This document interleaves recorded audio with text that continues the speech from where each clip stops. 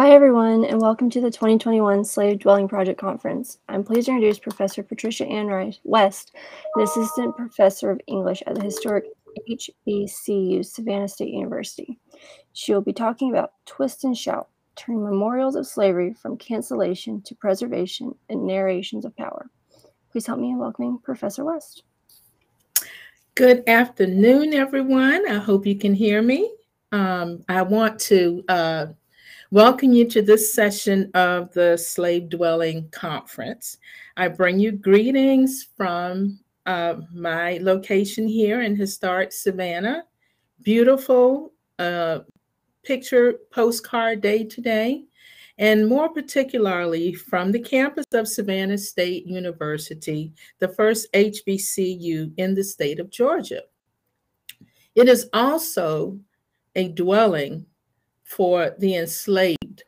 It was a dwelling for the enslaved when it operated as Placentia Plantation.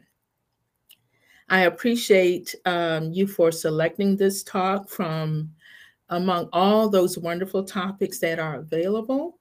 I made my first appearance with the Slave Dwelling Project in September of 2014 as a volunteer, impromptu photographer. I returned as a presenter in 2015 in Charleston and again at the University of Virginia in October 2017. So why bother to begin with that, which might serve as a recap of my affiliation with Joe McGill and the Slave Dwelling Project. My fellow participants, I submit to you this afternoon that after sharing my thoughts on 19th century historic Black cemeteries as permanent slave dwelling sites and university properties tied to enslavement, this topic is perhaps the one which is most important to me. It's the one I feel so deeply. Those pre-pandemic presentations that I made lack the urgency, the hurt, and anger that now guide the rhetorical stance I now take. Today's presentation on changing narratives comes from a place which says to me, life is too short, say it now. Why? I submit to you today again that the true pandemic is what occurred between 1619 and COVID-19. Lives have been lost to the viral properties of racism. With this presentation, I hope to set myself free, twist and shout my way out of status quo narrations. I plan to speak the names of ancestors who want their day in history and in the new narratives. So let's get started. As an educator, I consider it a responsibility to guide how students learn and write about the history which brought them to these current living conditions. For some, I look at my Black male students, a living hell. I can think of my own son in relationships when they go out in public.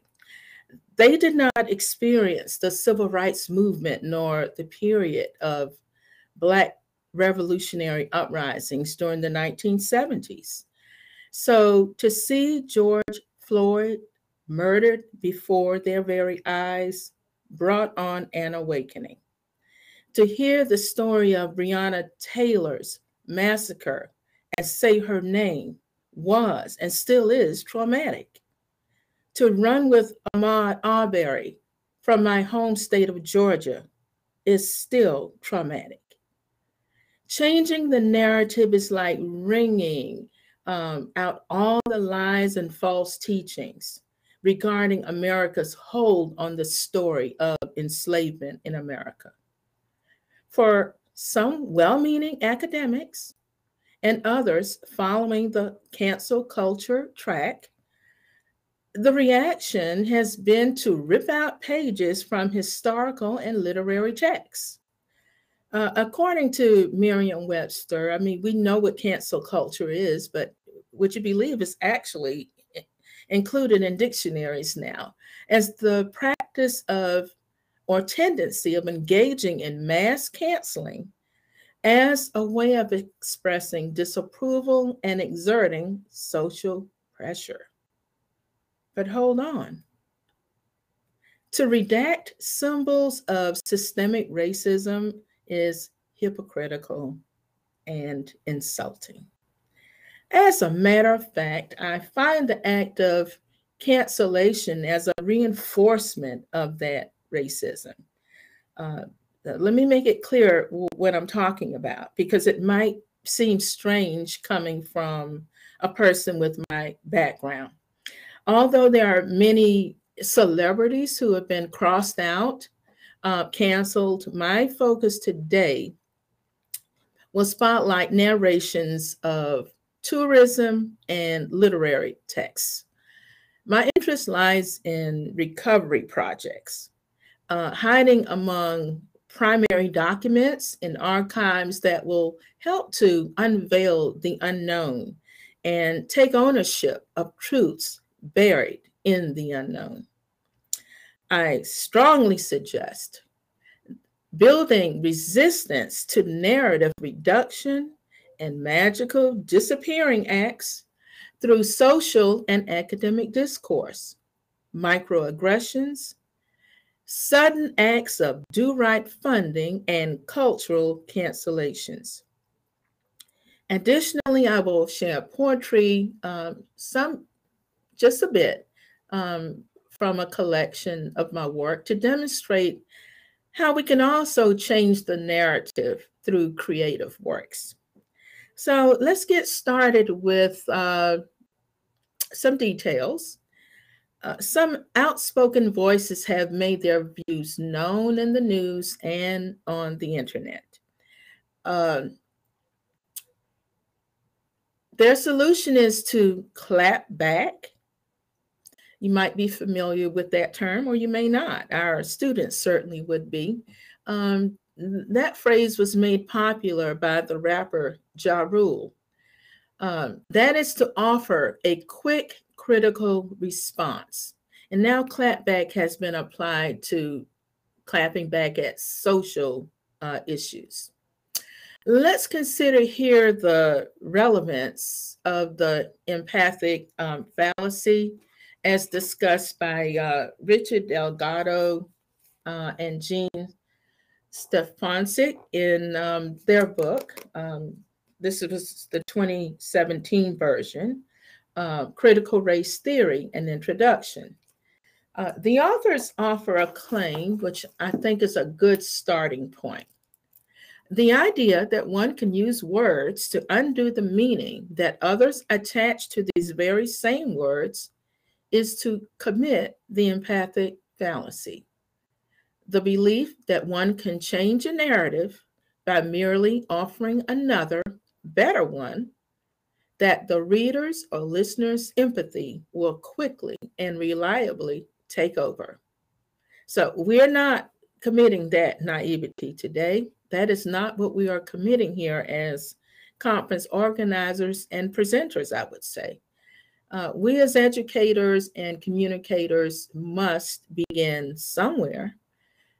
As times are changing, to adjust the narrative, I argue that descendants and victims of slave history must insist on preservation, pass it on. Genealogical narratives, teaching, writing, and publishing, including textbooks, literature, and drama. Tours from the point of view of enslaved descendants, and even photography. Why allow a free card to dismiss? Instead, through teaching and writing, we must challenge patriarchy, hypocrisy, and false one-sided narratives. I argue that narrator identity and authority must be twisted, turned, and shouted to the highest decibels with new information. So let's take a look at, uh, let's see, I want to share something coming up soon. I will be sharing soon. So let me open this document up. And I think I'm having that problem again. I may not be able to share today. Have one of those last minute glitches that just came up right before I logged in. But we'll deal with that later. That's life, right? So anyway, let's look at a few examples. How many of you might live in a community debating the removal of Confederate monuments? Savannah is one such community with its history deep in slavery and the Civil War. I want to take you on a virtual tour now. You'll just have to imagine. First stop is Savannah's Forsyth Park. I don't know if you've been to Savannah, but it is grossly tied to the tourism trade, is closely tied to the history. Forsyth Park is one of those beautiful scenes, but it also has a nasty history. You know, when I was coming up, there were rumors about in the past, there were lynchings there from the trees. And so when we visited Forsyth, we would, as young college students, just opening up integration in the early 70s, you know, there was that complexity of just wondering what that space was all about. All right. But let me tell you more about our first stop on this virtual tour. If you go to Forsyth, you will see the statue of a Civil War soldier. And the building of that statue was funded by the Ladies Memorial Association of Savannah in 1875. They raised a total of $25,000 by selling cookies, cakes, pies, you know, sweets. But you can believe that the story was not so sweet for the freedmen and women who lived in Georgia and nearby South Carolina. Now, as time goes on, I hope to look into documenting like who actually built the monument. And we can all guess that African American labor was involved. You know, that terrible irony. The Confederate monument was erected as a permanent reminder of the white slave master classes who lost the war, yet believed in the superior standing of the South, that the South would one day rise again. Reading through the news articles, you can pretty much tell that's what they were thinking. This tall 48-foot shaft rested on top of a 6-foot base. It is huge. A life-size bronze figure of a Confederate soldier, modeled after a real soldier, stands at the very top in a chiseled, tattered, and torn uniform with gun on his side. To the Ladies Memorial Association and other Southern survivors, the monument represents their Southern War soldiers who bled and died. Now, fast forward to, well, from that May 22nd, 1875 dedication to December 2017, when Savannah attempts to change the narrative by renaming the monument the Civil War Memorial. I call it a pseudo-narrative. And apologies to those I know who were on that committee. Let me explain. So according to the 2017 pseudo-narrative, quote, This memorial was originally erected in 1875 to the Confederate dead, redesigned in 1879, and rededicated in 2018 to all the dead of the American Civil War. Now, did you hear me? All the dead in the American Civil War. Does anyone in today's session here, in my session, believe that the Ladies' Memorial of 1874 intended their hard-earned bake sale money to be spent on a monument in honor of the Black enslaved forced to fight for the Confederacy?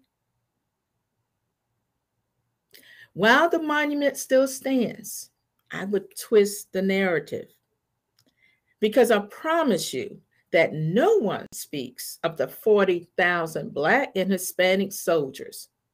Yes, I was even surprised to learn that soldiers of Hispanic descent also fought in the Civil War. 40,000 Black and brown soldiers, according to the records in the National Archives. And if you're paying attention, more and more of these records are being disclosed and shared with the public almost every day. Speaking on the inclusion of Black soldiers, the great emancipator, Frederick Douglass, wrote these words: "Once let the Black man get upon his person the brass letter, U.S., let him get an eagle on his button and a musket on his shoulder and bullets in his pocket. There is no power on earth that can deny that he has earned the right to citizenship." Frederick Douglass. So, who on the tourism trail will refer to Savannah's stone monument, which represents the Confederate Army armed to maintain the institution of slavery, which bound my ancestors in Beaufort County and Charleston County, South Carolina? They could attest to what it was like to live just to work land not their own. They could attest to what it was like to thresh rice, do the laundry, plant and harvest crops, and other forms of commodification. In one of my published works entitled Jubilee, I use words handed down through family orality, which captures their side of the enslavement story. And that's what we've got to do. Combine that with using newly discovered documents from archives. We can shout out the truths not previously discussed. In another piece, I examined the current debate and American hypocrisy of monument removal through a poem entitled To Be Sold, a docu-poem. It is based on an ad for a slave sale in my mother's birthplace in Parker's Ferry, South Carolina, on the Gullah Geechee Heritage Corridor. In the April 25th, 1761 issue of the South Carolina Gazette, the sale was announced. Now, one of the faults of liberalism is that well-meaning people continue to overdo. Why deface a monument or tear it down when flesh and blood reminders breathe, talk, and walk this life every day? Were there Black people in Native Africa who had the last name West? I think not.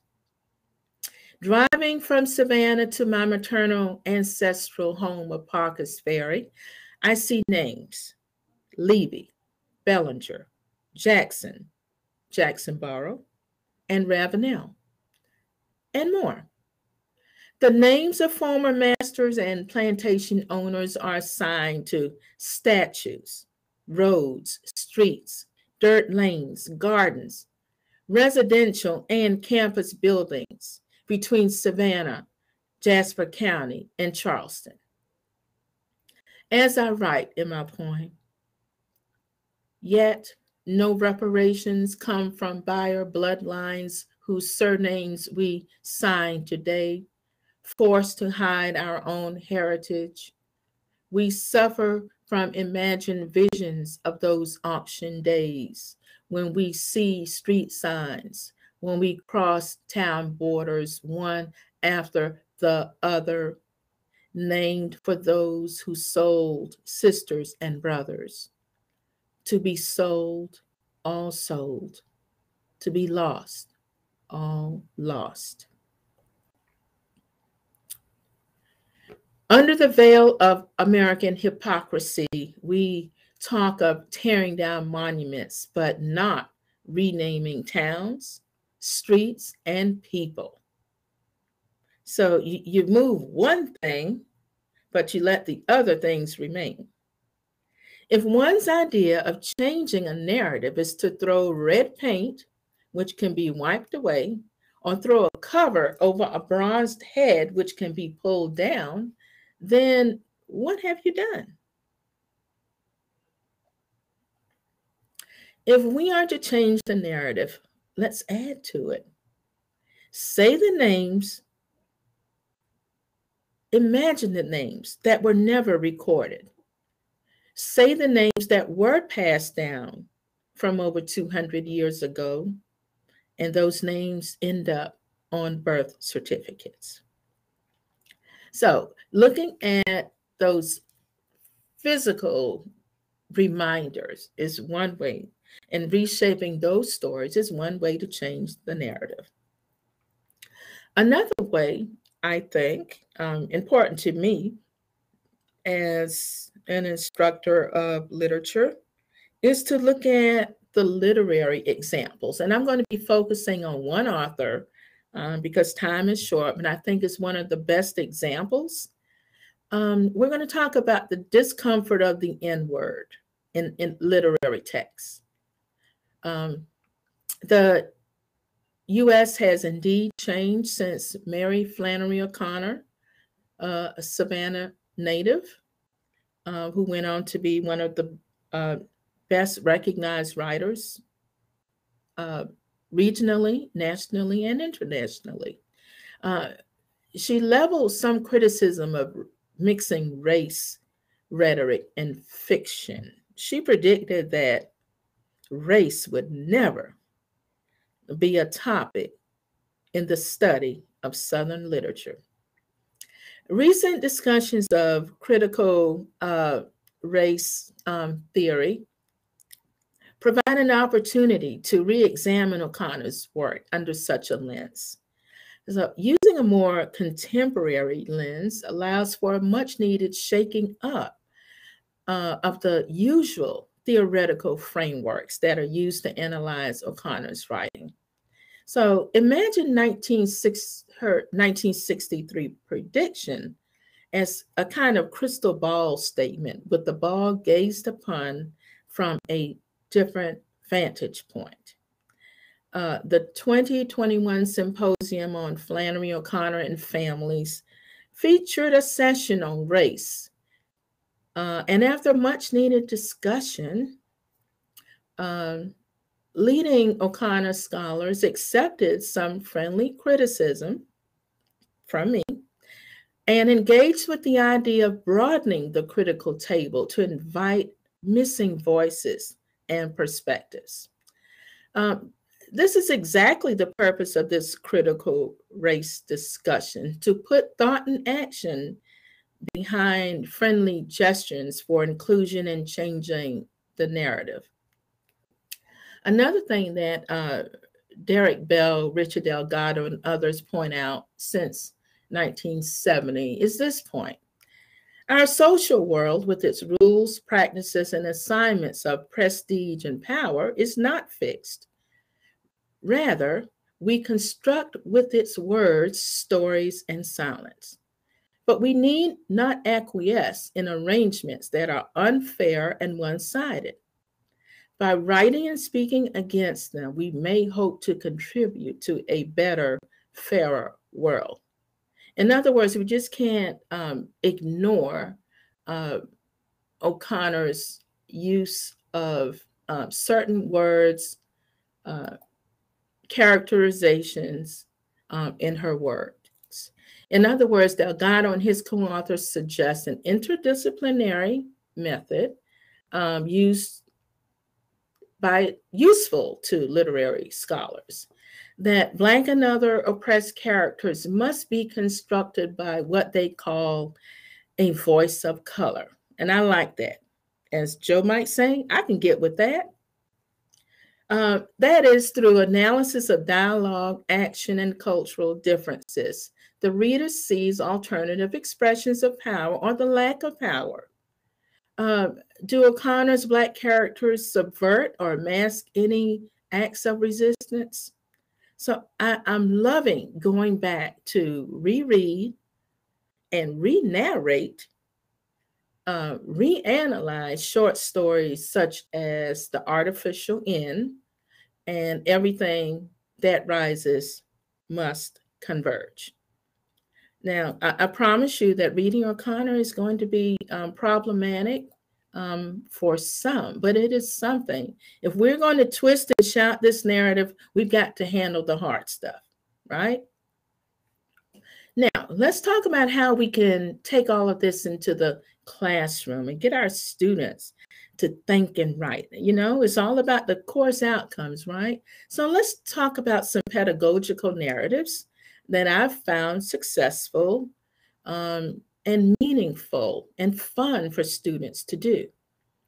I'm talking about genealogical research, scholarship, and creative writing, serving to preserve and articulate lost narratives. To that point, let's rewrite our textbooks using the tools of open educational resources. This way, we have more permissions than those allowed by traditional publishing methods. The tried and true form that some of you might know as the bio poem is appropriate for today's students to honor the lives of overlooked enslaved dwellers. For example, in 2016, I directed a project in my African American poetry class. The students had to do some research on the LePageville community, previously known as the Bruton Hill Plantation. They found mostly death certificates, but those death certificates contain enough information to construct a missing narrative. Let me read to you an example of one of those poems. It is entitled Stillborn Jenkins, and this is written by my wonderful student, William Gardner. The silent words of stillborn Jenkins, the cold, small, hopeful, colored infant's soul lives on with the dreams of his parents, Henry and Natty. Excited, purely, he goes home. Without the toils of hatred and prejudice, he will never know. His birthday and death day meet together swiftly and silently. Swathed in a blanket, nameless but strong. To play, to work, to learn, he never had a chance. To dance, to sing, to live. He lies in LePageville's hands. All right, that is Will's poem, Stillborn Jenkins. To tell you just a little bit more about LePageville, it was constructed in 1885 by Robert LePage, who came out of the Florida area. They wanted a community where it was convenient for the African American laborers to easily get to work at the railroad. And so their work site was right behind the community close to the Savannah River. They had their own store, they had their own church, and teachers who taught within their homes. And through time, you know, that narrative has almost been destroyed, but we here at Savannah State are helping to reconstruct and twist and shout that narrative nice and loud that that community was destroyed, graves dug up. The only thing that's left there now is the cemetery itself, but without mockers. And I'm very passionate about, you know, that sad situation. So this baby Jenkins, a stillborn, is buried there. The only thing concrete remaining now is this beautiful iron gate that announces and declares it as LePageville Cemetery. If you ever come to Savannah, I'd be happy to show you. Just get in touch with me. It is a wonderful cause. And by looking at these old historical sites, hardly ever mentioned in the tourism narrations, we have to create them where they do not exist. That is what I say. Okay. Another thing you can let your students do is one of my favorite things. So when I first started teaching middle school some years ago, I discovered poetry or photo poems. The combination of writing along with photography is powerful. So there are several forms I could send you that. I don't want to prolong the time, but I can easily show you what it's like and share the directions for doing a photo poem. The I am from poem form is wonderful for students to get in touch with their ancestry and learn specific things. So they'd have to talk to the old people, right? And I also have an example of that written. I love the documentary poem. And that was, you know, proposed by the Chicago School of Poetics several decades ago, but I find it useful. More and more information is being shared now and uncovered. You might be surprised where you might find these facts about enslaved people and those descendants that came after, especially during that new Negro movement. The Sanborn Fire records, wonderful documents. For an example, I can tell you that my church, we have discovered the history. They will give you like what the building was like, who occupied it. And so we have all of those details. And why is that important? Because the construction of a building connotes power or lack of power. And so the simple statement on the fire records, St. Paul's Church, Negro, and the type of amenities that were available in that building, like whether there was light, coal, wood, how it was heated, those kinds of things. So you'll find unexpected details to help tell your narrative. And I'm telling you that the African American church holds a lot of history. We just have to dig into those archives. The Freedmen's Bureau records are now easily available. I encourage you to look those up. You know, digging into the archives can be addictive. Trust me, I know. I will stay up until 3 or 4 o'clock on ancestry.com. The first time I found information about my great grandmother born in 1857, I'll show you her picture here. This is Ma Jane. I sat at that microfilm machine over in Beaufort County, and I cried at that station just to find out the information behind this picture. All right. So dig into the narrators. I also want to say to you today that the slave dwelling project requires a slave dwelling narrative. Great writers such as Toni Morrison, they always came up with a rubric to suggest a way to write about certain things.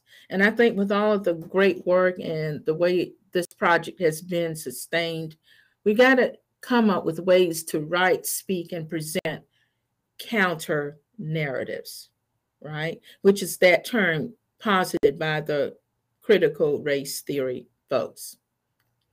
And so get your students out October. There are actual things to do that would count for course outcomes. Write Out Day, sponsored by, I think it's the National Writing Project, or it might be the National Council of Teachers of English, but I know it's coming up in October. Get them out of their classrooms. And this will work for COVID, out in the fresh air on these university campuses, such as this one, Placentia, a beautiful place for you all to visit, maybe consider a future conference. Lots of history here. Let them get out with their devices and their cameras. Write Out Day. Write about their observations, their feelings. If those old trees out on the circle could talk, some of them probably here since the plantation operated. All right. And so as I conclude, I say stop the cancellations. Let that monument stand, because when I retire, I want the time and the space to narrate it from my perspective. Keep that street name. Give me my opportunity and yours to retell America's falsehoods and about slavery from the perspective of enslaved descendants and victims of that shameful institution of slavery. As an educator, I use pedagogical tools for reading and writing activities. Let's take this cause to the classroom. I would draw from headlines and examples in my local and ancestral communities, which continue to cry out incidents of cancel culture. No, don't hide it. No, don't throw the dirt and try to hide it.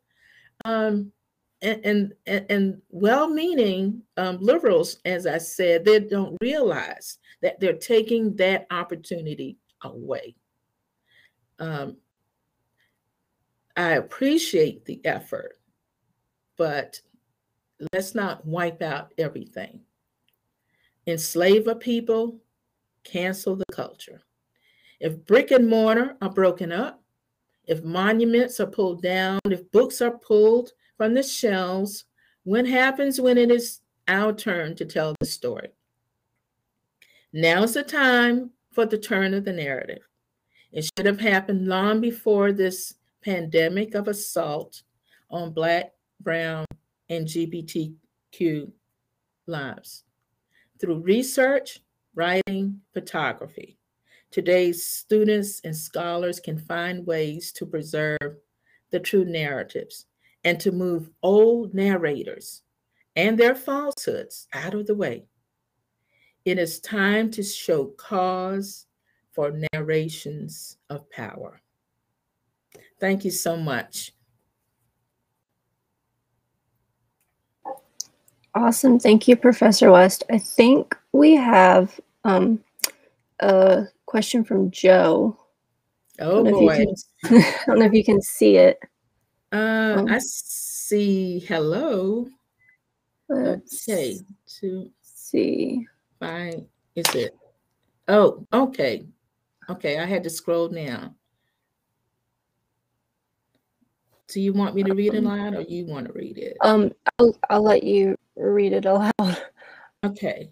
So here's Joe's question. Hello back to you, Joe. And thank you for that birthday shout out on Facebook. I didn't get a chance to thank you. Um, Here's his question. You mentioned students throughout this presentation. How does your intent align with the efforts to quash this element of history? Okay, so I take a cultural studies approach to teaching literature. I don't think you can teach creative writing or any other genre without considering the historical context. And I think you just have to have that courage and faith, do the research yourself, and be confident that you know what you're talking about. So I do try to expose my students to the truth. And you know, I learned early as an educator, sometimes you have to close your door to say what you need to say. I have just always had that, and I guess I have to thank the ancestors. I just have no fear of doing what is necessary to address those challenges that we have in teaching. And so sometimes you do suffer for it, but I think it's well worth it. I could not live with myself without being honest with students and showing alternative narratives in what we teach. I hope I answered the question. There are two more came in. I don't know if you can see them either. Okay. Let's see. All right. Let's see if I can find the questions, and then I'll go back and address some of the great comments I see. Oh my gosh. These are great comments and great questions. Oh, okay. Ron Days, I see one from him. Welcome, Mr. Days. It's an honor to have you here. So, and I am from poem. And I am from poem is a form poem, but it's so useful. And I wish I did, you know, as I rushed out the door, I left my own book on the bookshelf and did not bring a copy, but I can certainly send you the form. But in that poem, Mr. Days, I recount my ancestors. I say their names. I am from Diane, Daphne, Seabrooks. I call their names. I think it's very important. Sometimes we want our poems to be universal, but no, I think that's one way to honor them. And then I also mentioned that I'm from certain traditions in Parker's Ferry. Like I say what we used to do, skipping rocks down at the Edisto River, shouting, just all kinds of traditions, food traditions, religious traditions. I am from those things. All right. I'm from lying, flying, and testifying. Right. So it's a kind of a long poem. You can make it as long as you want. It depends on what the students uncover or what you uncover yourself. I'm sure you would have a wonderful one. I'd be glad to send you the form. Let's see. I can, I'm looking for the chat button for me to put my email address in, but I can get it to you. I don't see where to do that. Okay. All right. So we have 1 minute left. Can I just quickly go through the comments and maybe? Feel free. There was another question about. Oh, there is? Oh, okay. Forsyth Park. Oh, okay. Oh, yes, I see. Oh, Robin. Hello, Robin, my friend. From the Ossabaugh Foundation. Wonderful work there as well. As a Savannaian, the monument in Forsyth Park is a cause of great distress to me. What do you recommend specifically be done to address that monument? Can you go into detail? Robin, I say let it stand, because when I maybe transition to another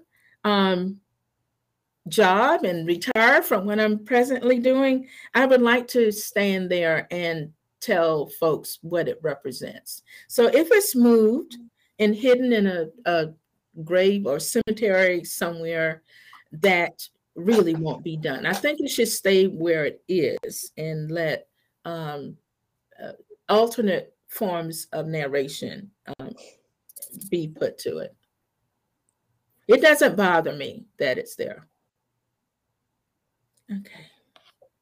Okay, let's see. I think oh, it is 2:45. Okay, Meredith Taylor says, I've used the I am from poem in classes and in a collaborative theater production. Wonderful. Okay, let me get, let's see. Oh, Robin, thank you for your comment about my book. Noelle Lee Okoth, thank you for a wonderful presentation. Thank you. Thank you so much. Yes, I do think they're from a Mindy group in Africa, the Gap. She says it's a mark of beauty. Right. Thank you so much for that. Meredith, thank you again. The work I'm doing with my students. Robin, Joe, I got your question. We're a minute over. I don't want to prolong, but thank you all so much. Flannery O'Connor, okay. Comment is so important. I think so. And there are others out there where I would encourage you all to see what other narratives need to be changed and challenged in literature. So thank you for your attention. Thank you, Caroline. So thank you so much, Professor West. Okay. I will. And my email address is westp@savannahstate.edu. If anyone is interested in some material that you can use directly in your classrooms. Awesome. Thank you. All right.